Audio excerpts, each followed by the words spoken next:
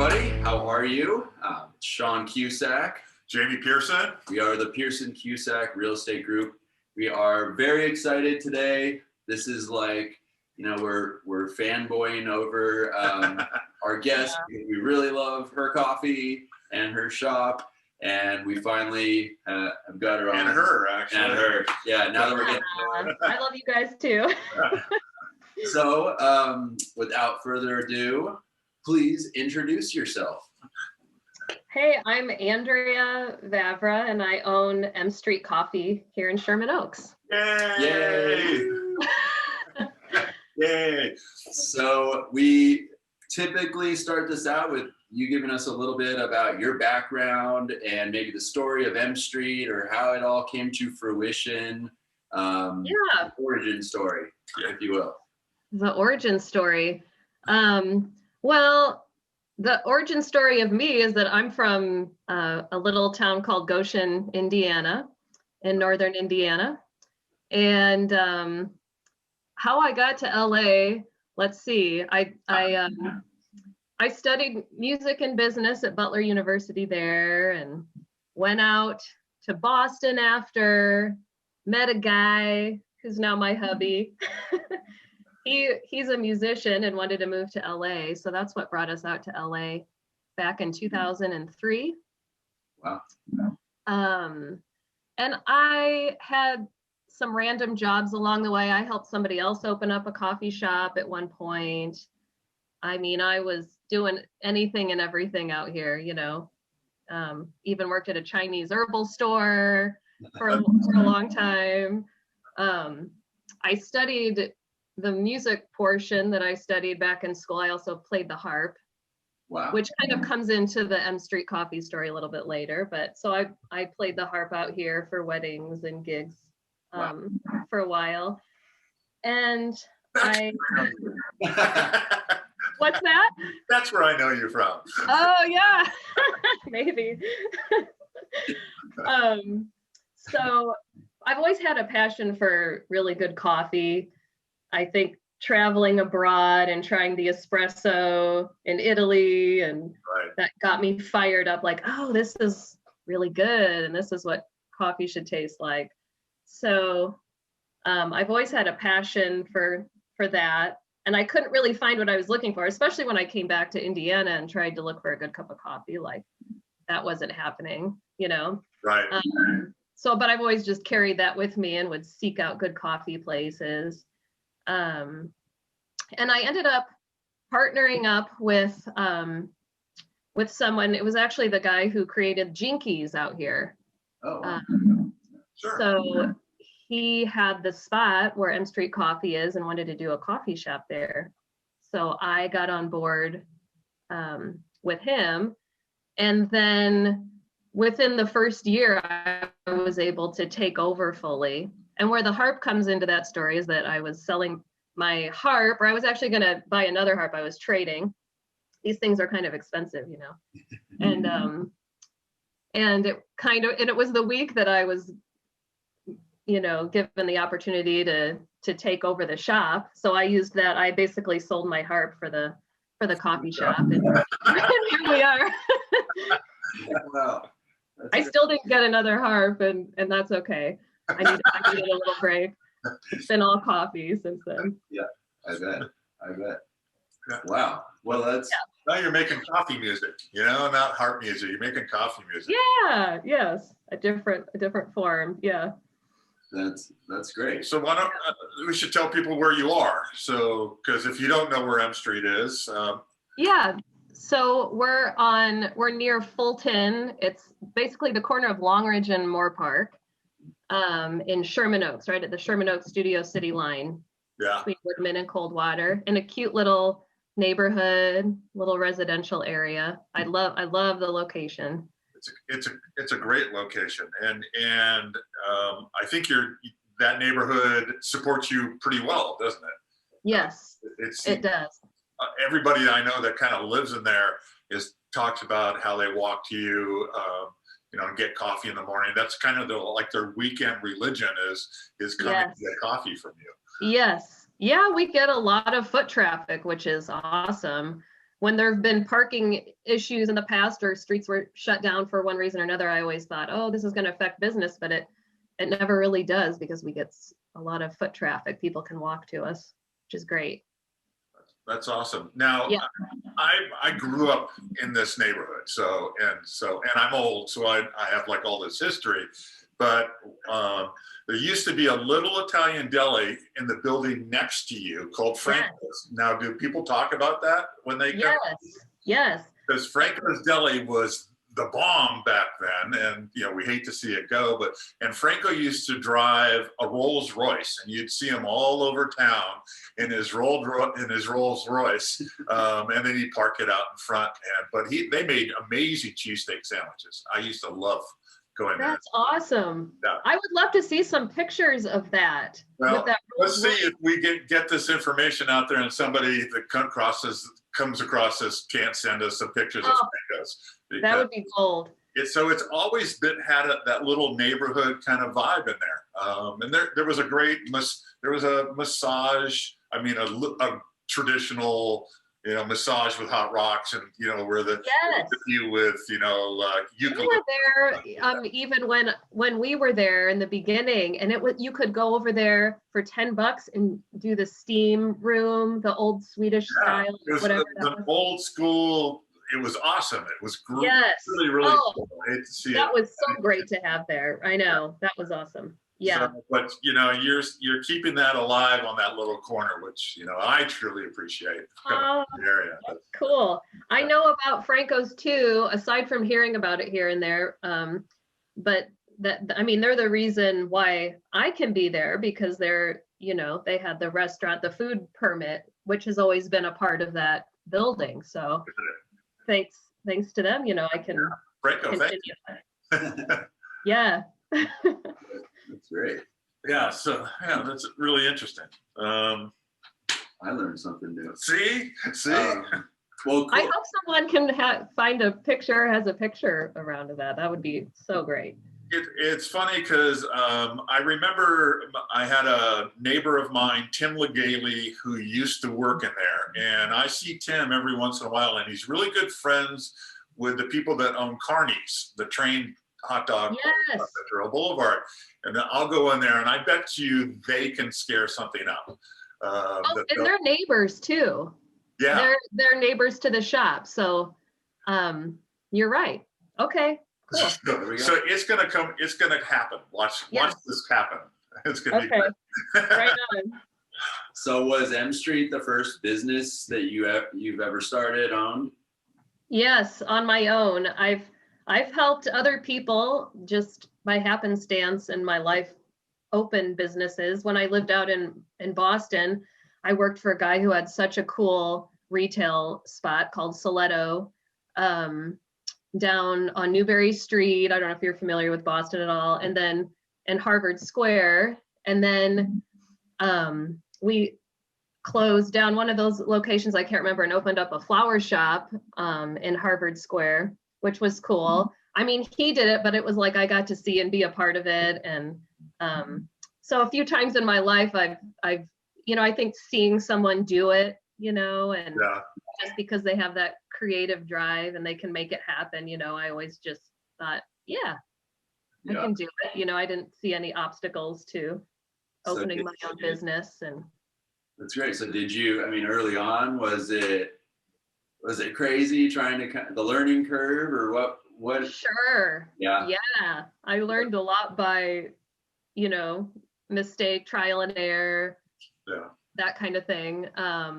But then you fix it, you work with it, and you keep a positive attitude and see it as an opportunity for growth. And, but it was, a lot of learning in the beginning. Right. But I was also like young and dumb and just like, just was rolling with it. And I had more energy to roll with it back then. I know what you mean. Yeah. Yeah, there's ignorance is bliss sometimes, just like, we're just going for it. Yes. So how did you come up with fine tuning like your coffee tastes and, kind of like what has become so standard there is the flavors that you guys put out are really good. Yeah, thank you.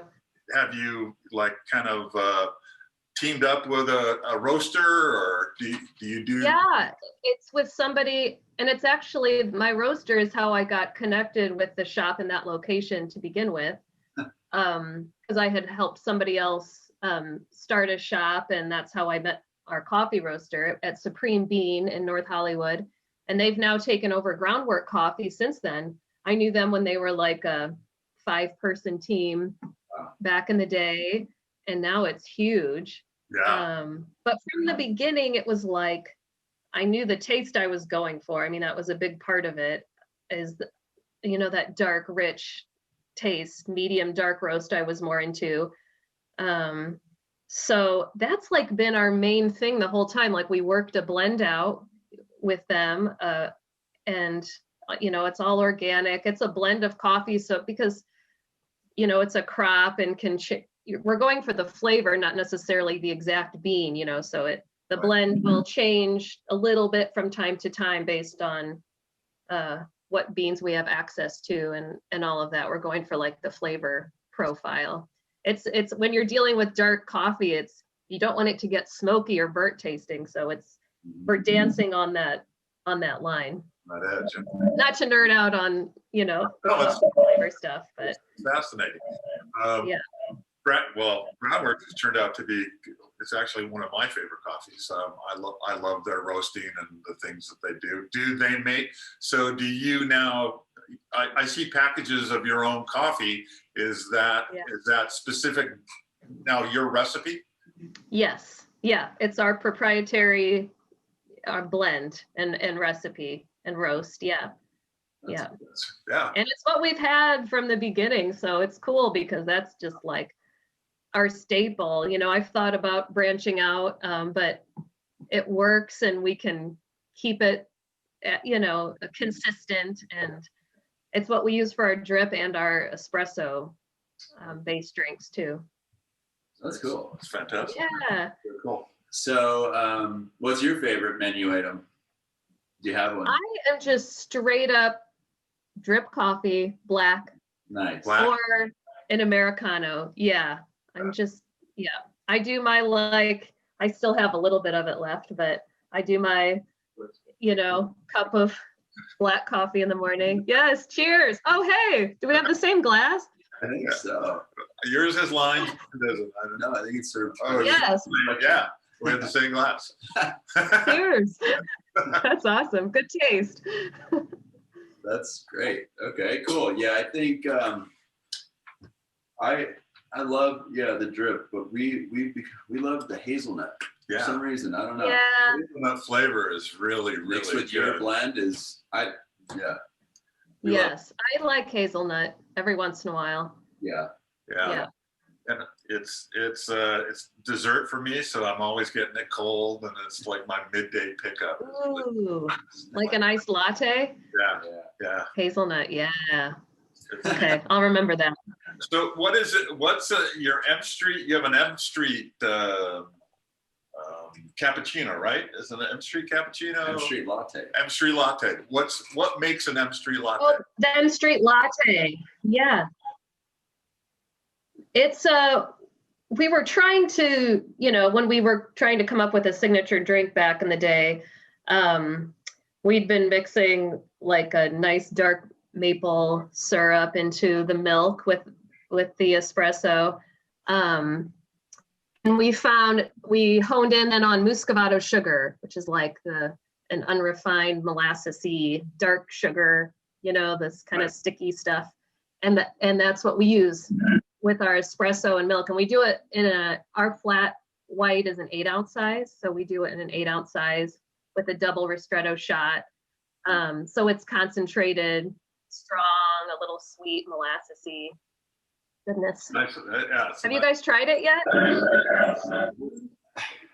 I don't know if I had, because when we did the event, all these people are ordering it. I just so robotically will come in, order what I get, but I don't know if I maybe did, and it was amazing. Whatever I had that day. That's what you had. You said, I'm gonna go for it. I'm gonna have an MStreet latte. Yeah. Oh yeah. Okay. That's great. That's great. Yeah. So, being in the community and all that, what do you love most about, owning the shop over the years? Is there something that that keeps you coming back, and keeps pushing, keeps you motivated? Working 7 days a week. That's not it. Gosh, there's so many different things.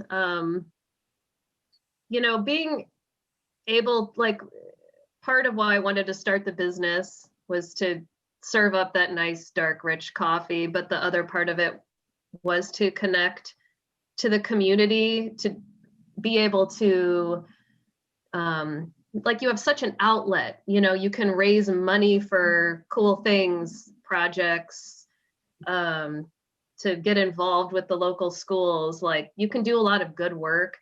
Yeah. So, and in life, we want to feel like we're making a positive impact, that our life matters, we're helping other people. So I feel like having a business, there's such an outlet to do that. Yeah. So well, that's. I've noticed when I've been in there, we used to be able to walk into your store, pre-COVID, is that you supported teachers. You were always supporting local artists. I've seen their art in your store and stuff like that. I even think I've had a friend who's had a show or a gallery showing at your, there, and so you've been really, kind of supporting a lot of different things, through your store there. And over the years, it's been fun. What's the thing you do? Is it with art? You make an art, you can take one, or Oh yeah, the art cards, the artist cards at the door. Yeah, that turned into such a thing. One of our customers, an artist, came up with that idea and created that board for us, and it's been so cool. That's awesome. I think that's just really fun, to see people. Yeah, I've collected some cool ones over the years. That's cool. Yeah. So there's a lot of motivation, there's having a shop, like having a business like you guys have. Like, you can hone in on different aspects of it. If you're getting tired of one aspect, you can kind of work another angle, or, there's endless work, endless opportunity, right? Absolutely. That's very true. Go ahead. No, you go. I was just gonna say, with all that said, like, what's coming? Is there? I mean, COVID's probably, definitely changed how we do things, right? Yeah. Hoping that it starts to open back up, slowly but surely, and we can get back in. But do you have anything on the horizon? Any that people should know about? Or is it just drink our coffee? I'm brainstorming. I have a lot of different ideas. I'm afraid to say anything because I don't know. I have some, different thoughts about, now that we've tried to go service, and being able to possibly order online is on the table. I've always thought about having a window to serve people who didn't want to come in, or had a dog. One of our neighbors said, you should have a doggy window, so it's like, I think about stuff like that now, and how we can incorporate some new ideas. If this is a slow, drawn out thing where we're, we still might want a little space. I don't think we're all going to want to go back and be in a crowded coffee shop again. I don't know. Right. I'm not sure I want to be yet. We're taking little baby steps. Steps, yeah. Yeah. I'm. Have you, there's looks like, as lots of restaurants and food service industry have done, they've taken over the patios and sidewalk areas and things like that. Have you thought about doing that? Because the city seems to be able to allow, or be willing to allow people to do those kind of things now, where you could, you always have the chairs, but maybe take up more of that. Yes, that's probably what will happen. We're kind of shooting for this summer, which is coming up like quickly. for some cool outdoor seating, which I've always wanted to do. Like we had tables and chairs outside, but just to make it a little, put some plants and make it a little more vibey out there. Right. We always have an issue with shade since we're south facing and the sun hits all day. So I'm looking at different shade options and that kind of thing. But we definitely want to get some tables and chairs out there. In fact, my trunk is full of chairs from IKEA. I just went crazy, and so I'm looking at things and putting some ideas together to do that over the next, probably in maybe a month or so, next month. Good. Yeah, cool. Yeah, so that's coming.